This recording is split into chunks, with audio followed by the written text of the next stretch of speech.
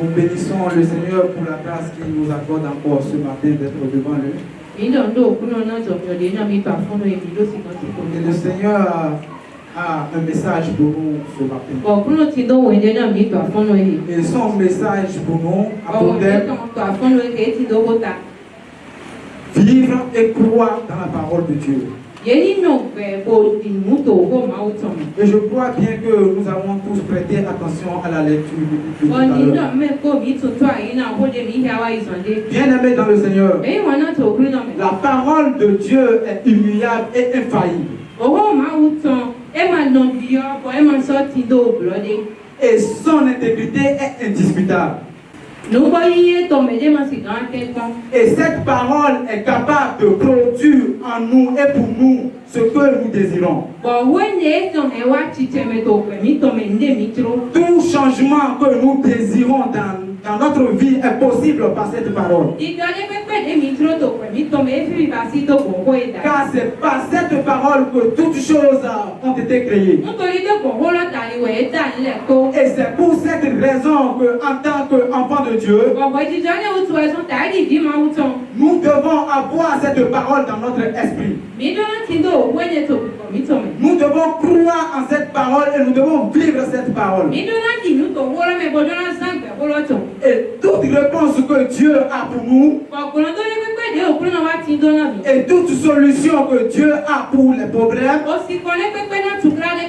c'est sa parole. Dans Psaume 107 au 20e verset, la parole de Dieu nous apprend que aux affligés et à ceux qui sont en détresse, que Dieu a envoyé sa parole pour les guérir. Que c'est pas la parole de Dieu que Dieu les fit échapper des fausses.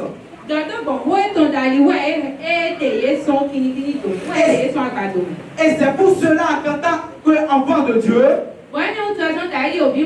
nous sommes appelés à avoir cette parole dans notre esprit. Parce que c'est cette parole qui appelle toutes choses à l'existence.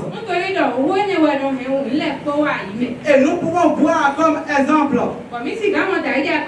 lorsque Dieu a voulu amener Abraham dans une nouvelle dimension de sa vie, c'est sa parole qui lui a envoyé. Et voici ce que l'Éternel dit à Abraham. Il dit, tu ne seras plus appelé Abraham. Ton nom sera Abraham. Car je te rends père d'une multitude de nations. Gloire au Seigneur Jésus. Bien que Abraham n'avait pas de descendant physique, dans la pensée de Dieu, il était déjà le père d'une multitude de nations.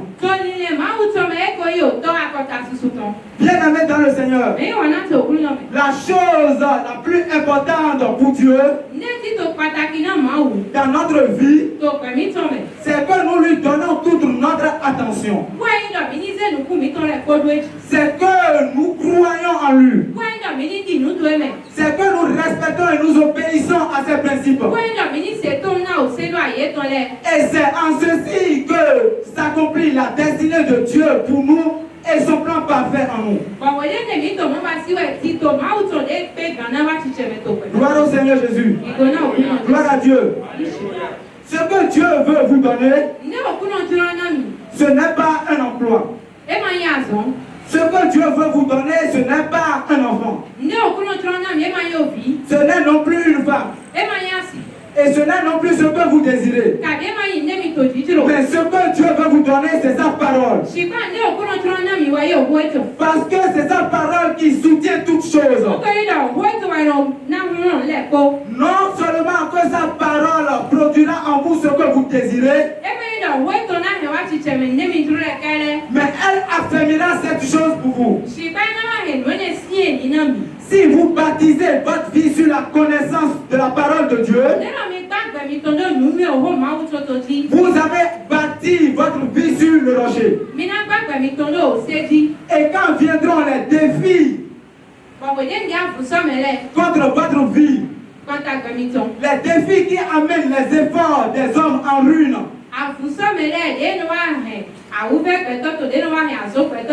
Toutes choses peuvent s'écrouler autour de vous. Mais vous resterez toujours ferme. Bien-aimés dans le Seigneur, si vous voulez rester ferme devant les défis, pendant que toutes choses s'effondrent autour de vous, vous avez besoin de bâtir votre vie sur Christ le rocher. Vous avez besoin de bâtir votre vie sur la connaissance de Dieu. Vous pouvez remarquer avec moi que Dieu a rendu sa connaissance disponible pour tous. Mais ceux-là qui sont bornés à leur religion, ceux-là qui sont bornés seulement à l'écoute de la parole de Dieu, ceux-là ont rejeté la connaissance de Dieu. Et c'est pourquoi Dieu va dire dans Osée chapitre 4 au 6e verset, puisque tu as rejeté ma connaissance, moi également je te rejette. Et je te dépouillerai de mon sacerdoce. Et ceci se passe toutes les fois que nous rejetons d'écouter la parole de Dieu. Ceci se passe toutes les fois que nous ne nous donnons pas à la méditation de la parole de Dieu. Ceci se passe toutes les fois où nous ne nous laissons pas enseigner par la parole de Dieu. Gloire au Seigneur Jésus. Et l'un des pièges que nous devons éviter en tant que chrétiens, nous ne devons pas supposer que nous connaissons déjà tout. Gloire au Seigneur Jésus. Gloire à Dieu. Est-ce que quelqu'un m'écoute ce matin? Je dis que nous ne devons pas supposer que nous connaissons tout. Cela, c'est un fait également, c'est le fait également de rejeter la parole de Dieu. C'est rejeter également la connaissance de Dieu. Même si vous êtes un enseignant de la parole de Dieu, vous ne connaissez pas plus que le Saint-Esprit. Parce que Jésus pouvait nous dire avant de s'en aller que c'est le Saint-Esprit qui nous conduira dans toute la vérité. Gloire au Seigneur Jésus. Et l'apôtre Paul, il nous enseigne que nous ne connaissons qu'en partie. Voyez-vous avec moi, l'apôtre Paul qui a écrit plus de la moitié du Nouveau Testament, bien fait cette affirmation que nous ne connaissons qu'en partie. Donc en tant qu'enfants de Dieu, nous devons nous laisser au Saint-Esprit nous enseigner la parole. Nous devons nous abandonner totalement au Saint-Esprit de Dieu. Nous devons avoir la parole dans notre esprit. Nous devons croire en cette parole. Nous devons laisser cette parole nous transformer. Il n'y a pas une dimension finie de connaissance avec Dieu. Gloire au Seigneur Jésus. Bien-aimés dans le Seigneur. Et ceci, c'est le message du Seigneur pour nous. Et nous devons véritablement être sages. Nous devons racheter les temps. Parce que la fin des temps est proche. Et la parole de Dieu est le seul solide fondement sur lequel nous sommes appelés à bâtir nos vies. Et nous devons saisir toutes les opportunités pour approfondir notre connaissance de Dieu. Et nous sommes appelés à communier avec Dieu au jour le jour. Bien-aimés dans le Seigneur. Analyse un peu ta vie. Et regarde un peu ton attitude en ce qui concerne la connaissance de Dieu. Est-ce que tu es conforme à la méditation ou à la recherche de la connaissance de Dieu?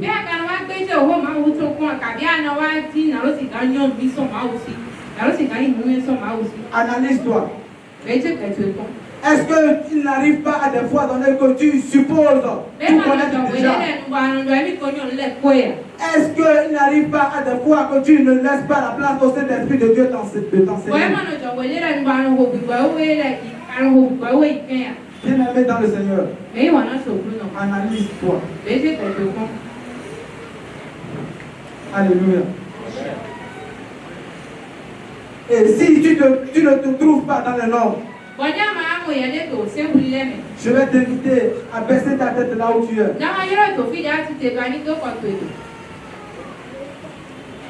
Et commence par remercier le Seigneur.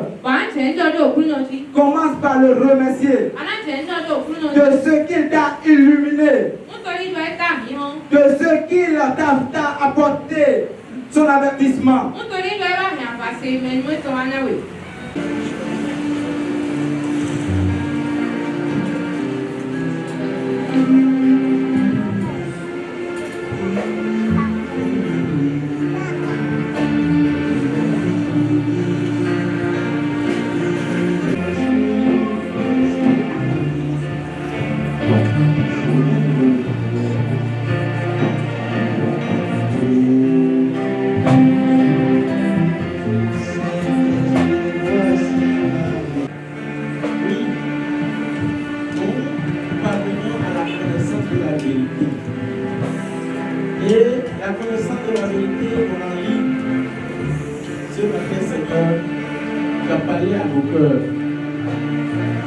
Seigneur, nous avons compris. Tu es celui en qui nous devons placer toute notre foi. Tu es celui en qui, Seigneur, nous pouvons espérer. Et nous avons compris au-delà de tout que ce dont nous avons besoin, c'est de ton esprit. Pour qu'il soutienne à nos vies et qu'il nous apprenne à nous célébrer, à t'adorer.